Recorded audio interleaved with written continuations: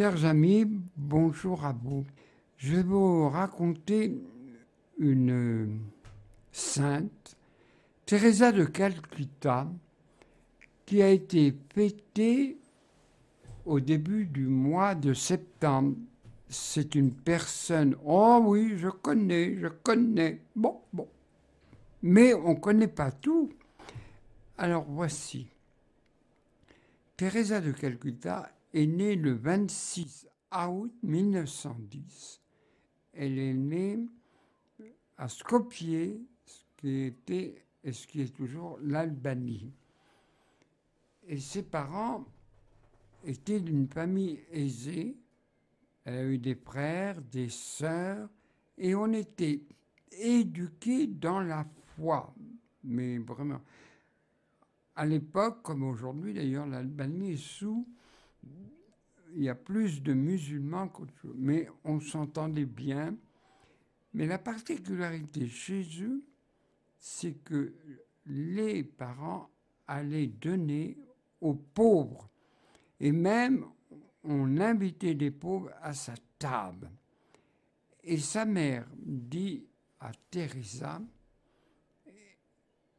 quand tu as quelque chose à manger, partage-le avec les pauvres. Elle était toujours attirée par Dieu. Elle voulait être religieuse, mais elle ne voyait pas très bien.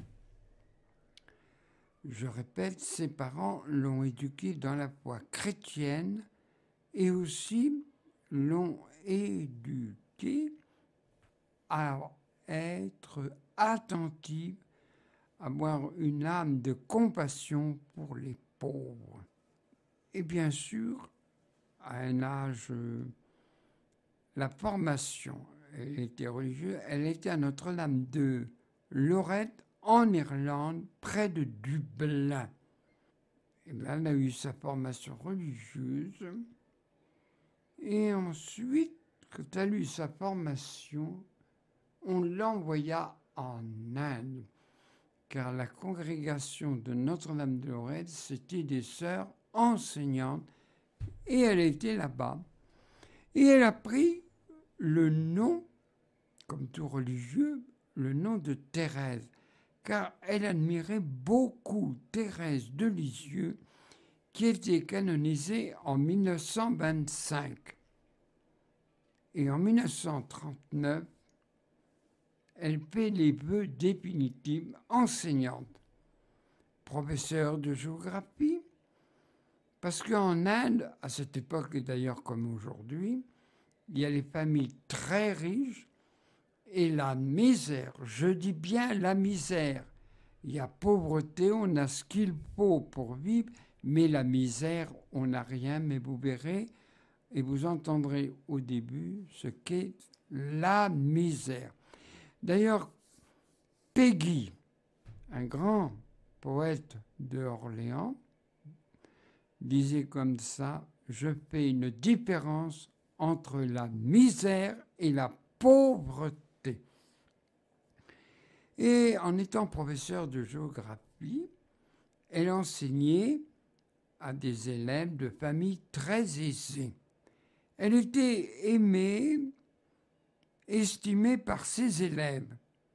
Quand elle avait un peu de temps, elle sillonnait les rues de Calcutta. Elle vit la misère sous toutes ses formes. Sous toutes ses formes.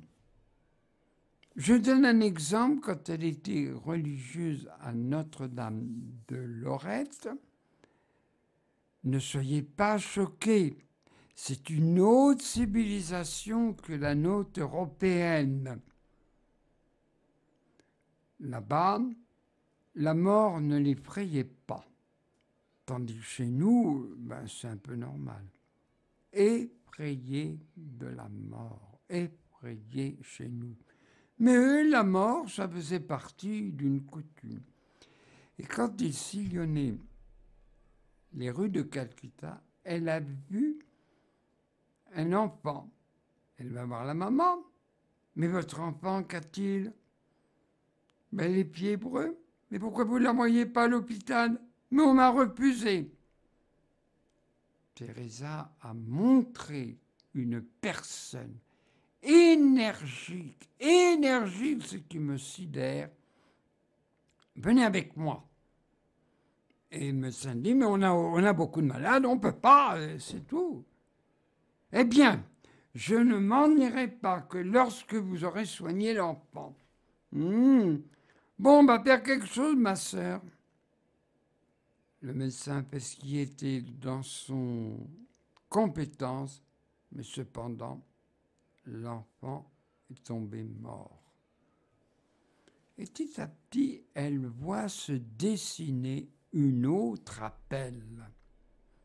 Je dis la phrase parce qu'elle est très... Viens, viens, porte-moi dans les âmes des pauvres, viens, sois ma lumière. Je répète, c'est Jésus qui lui a dit en locution, langage intérieur, viens, viens, porte-moi dans les âmes des pauvres, viens, sois ma lumière. Elle a senti cet appel, mais dans toute famille religieuse, c'est ainsi. On ne s'en va pas du jour au lendemain pour aller ailleurs. Il faut affirmer si c'est bien un appel. Elle a eu des refus. Oh, elle me dit, ça ne m'étonne pas. L'évêque du coin, non, ma fille, vous restez dans votre famille religieuse. Mais cependant, l'évêque, femme insistante, eh bien, puisqu'il en est ainsi, on écrira au pape de l'époque. C'était le pape Pie XII. Et elle a eu l'autorisation en 1948. Elle connaissait Calcutta pour y avoir sillonné. Mais cependant, elle prit un saphir habillé de blanc, bordé d'un bleu et portant la croix de signe de Jésus Sauveur. Et elle a commencé au début, tout au début. On ne commence, c'est pas le principe de Dieu, on commence toujours petit. Tandis que nous, les humains, on te fait de ces plans, et puis un jour, tout tombe à l'eau. Bon. Alors, en pleine rue, elle a pris aux enfants, les grandes personnes, lecture et écriture. Et ça a commencé tout bêtement. Toutefois, la misère, les gens mouraient dans les rues, comme nos éboueurs passent pour vider les poubelles. Et il y avait une équipe pour ramasser tous les gens qui mouraient et tout. Et un jour, elle voit un chien commencer à dévorer le bras d'un enfant. Et avec son courage, elle te le tapa à coups de sac et tout. Le chien se sauva et elle a emmené l'enfant à l'hôpital. Mais il est mort sûrement de tétanos. Et les gens qui mouraient, c'était les personnes jeunes, il n'y avait pas d'âge ou de classe sociale. Un jour, elle rencontre un homme qui se mourait. Elle va à l'hôpital. Elle dit, pouvez-vous le prendre? Oh, mais c'est pas la peine. Dans 3 heures, il sera mort. Qu'est-ce que vous voulez qu'on s'embarrasse de ça? Et elle assista à ces derniers moments. Et l'homme dit, j'étais toute ma vie dans la misère. Et maintenant, je meurs comme un ange. Alors, n'oublions pas, je le dis, nous sommes en Inde. Aujourd'hui, il y a plus d'1 milliard de population. Ils n'ont pas peur de la mort. Pour eux, c'est une fatalité. C'est comme nous, quand on voit le soleil et la pluie, bah, il tombe de l'eau, il fait le soleil, tant mieux ou pas. Pour eux, c'est tout le contraire de notre civilisation. Et voilà, dans le temple de Gali, la mairie lui avait trouvé un lieu pour s'abriter. Le temple de Gali était un peu, même beaucoup, désaffecté. Elle a eu l'autorisation, et là, elle soignait, surtout donnait un peu de réconfort avant de mourir dans ce palais. Mais il y a eu une levée de boucliers. Comment on n'est pas de cette sœur qui nous impose sa religion? Non, mais c'est pas possible. Et alors, on a fait envoyer un employé de la mairie. Nous ne voulons pas cette sœur. L'employé entra dans ce temple de Gali. Et il vit toutes ces femmes s'occuper, consoler, soigner les plaies, les puanteurs, les puanteurs. Il ressort, il dit, oui, vous êtes opposés, mais cependant, envoyez vos femmes, vos épouses. Eh bien, si vous les envoyez, je les ferai sortir. Elle restera. Miracle, miracle, ils ont compris. Personne ne voulait s'occuper de ces incurables. On a du mal dans notre mentalité moderne de comprendre ça. Et elle pondait de ci, de là, mais toutefois, où elle avait été professeure de Notre-Dame de Lorette à Calcutta, les jeunes filles l'admiraient et l'ont suivie après avoir reçu leur examen. Teresa, on veut être au service des pauvres, au service des pauvres, et ce n'est pas les pauvres de chez nous, hein. Oh là là, des pauvres. Je reprends la phrase de Jésus parce que c'est tout Teresa de Calcutta. Viens, viens, porte-moi dans les âmes des pauvres, viens, sois ma lumière. Aussi, elle se préoccupait des lépreux. Et la lèpre, là-bas, est très développée pour plusieurs raisons, peut-être pour l'hygiène et tout. Et quand elle assemblait ces lépreux, il y avait une opposition. Alors, elle dit, puisqu'il en est ainsi, on les fera transporter dans une ambulance, car voir un lépreux dont la bouche, le nez était déformé, quelle horreur! Elle n'eut pas peur. Aussi, ce qui nous choque aussi dans notre pays, la France, il y avait des femmes qui avortaient. Et Thérèse dit de Calcutta, eh bien, celles qui ne peuvent pas garder leur enfant, je les adopte. Je les adopte. Et le paradoxe, elle va dans un hôpital, elle dit, je prends des enfants, une douzaine, au début c'était 12. Je prends une douzaine. Mais lesquels vous voulez? Eh bien, les plus infirmes. Je prends ces 12. Ben, moi, je me dis, j'aurais déjà pris des enfants de bonne santé, qui ont des jambes et tout. Et elle les consola avec ses sœurs qui l'ont suivie.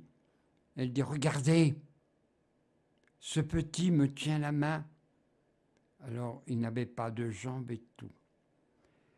Aussi, et on pourrait en raconter d'autres, pour l'avortement, aujourd'hui, ça nous fait briser, c'est oh, il n'y a pas autre chose à faire, il y a trop de monde sur la Terre, on est 7 milliards, enfin, tous les arguments possibles.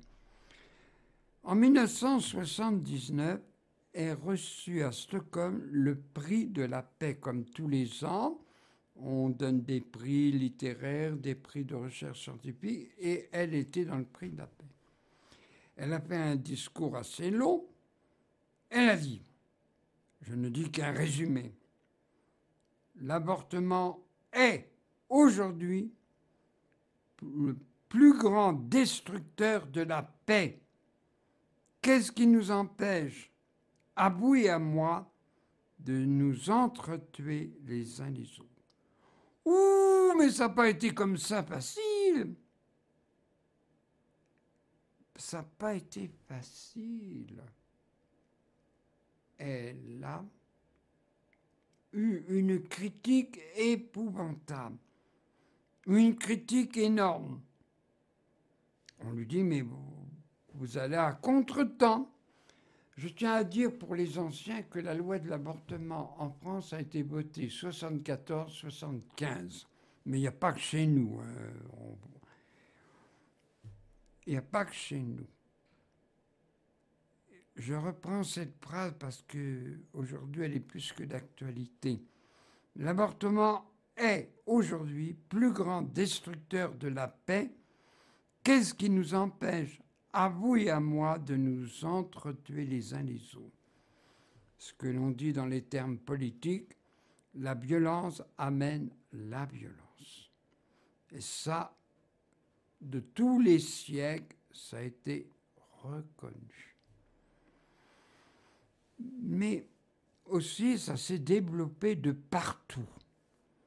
Par exemple, il y a des sœurs de Calcutta à Marseille. Le pape Jean-Paul II, au Vatican, a accueilli des sœurs de Teresa. Et aux États-Unis d'Amérique, qui est un pays riche, dit-on, mais il y a beaucoup de misère. Et la misère aux États-Unis, c'est pas la boue, parce que il y a pas mal à manger, tant mieux, tant mieux, tant mieux. Mais c'est les gens qui souffrent de solitude, comme chez nous en France, une solitude. Eh bien, là, vous voyez, ces sœurs faisaient comme font nos auxiliaires de vie dans beaucoup de maisons de personnes âgées. Elles font le ménage, elles ont le temps de parler. Le temps de parler, c'est vite dit parce qu'elles ont un travail énorme. Mais tu vois, vous voyez, aussi, ce que je peux vous dire, ça nous dépasse si on n'est pas croyant. Elle dira, je priais 1 heure avec mes sœurs, 1 heure, et aussi ce qu'on appelle chez nous l'Eucharistie ou la Sainte Messe. Sans cela, je n'aurais pas pu faire tout ce que j'ai entrepris. Elle était docile à Jésus. Ça nous dépasse si on n'a pas l'esprit chrétien.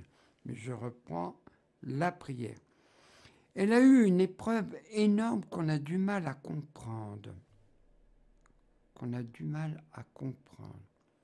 Elle a eu la nuit de la foi pendant 50 ans. On le sut après sa mort.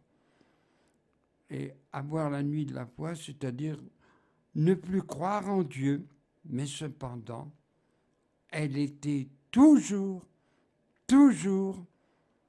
égale en elle-même, suivant le Christ dans les misérables, les pauvres. Elle était rappelée à Dieu le 5 septembre 1997, à la fin de notre XXe siècle. Je rappelle, 1910-1997. Le pape Jean-Paul II admirait cette femme énergique, comme par exemple à Beyrouth, vers la décennie 80, les pauvres Libanais sont toujours en guerre. Et là, elle va voir le général américain, lui dit « Faites arrêter les tirs !»« Mais pourquoi, ma soeur, vous ne vous rendez pas compte ?» Et elle lui dit donnez-nous une journée sans qu'il y ait de tir. Elle a réussi. Elle a réussi. Et là, pendant une journée, elle a été chercher les plus handicapés. On dit, mais non, c'est handicapé, c'est des parasites de la société et des enfants. Elle a réussi. Quand elle avait une chose dans la tête, elle ne cédait pas. Elle ne cédait pas. Et bien sûr, elle a été canonisée en 2016 par le pape François, le pape d'aujourd'hui. Je n'ai pas tout dit sur Teresa de Calcutta, mais toutefois, une femme dans l'admiration. Et quand elle a reçu le prix Nobel de la paix en 1979, après on faisait un bon repas avec les notables et tout, elle dit non, non, j'en veux pas. Donnez tout aux pauvres. C'était, quand je lis et que je vous fais part de ça, je dis, j'aurais pas pu être comme elle. Mais à chacun ses dons. On est saint, il y en a qui ont un talent, d'autres 10. Dieu lui avait donné surtout le don de l'énergie, le don de la compassion. Et aucune misère, quelle qu'elle soit, l'a rebuté. Un jour, un journaliste américain lui dit « Mais moi, pour 1 million, je ne ferai pas. Eh bien, moi aussi, je le fais par l'amour de Jésus, car Jésus s'identifie aux pauvres. Quel grand mystère! Et on lui dit, mais il y a tellement de misère dans ces pays. Elle dit, oui, ce que je fais, c'est une goutte d'eau dans l'océan. Voilà, chers auditeurs, cette histoire merveilleuse de Teresa de Calcutta.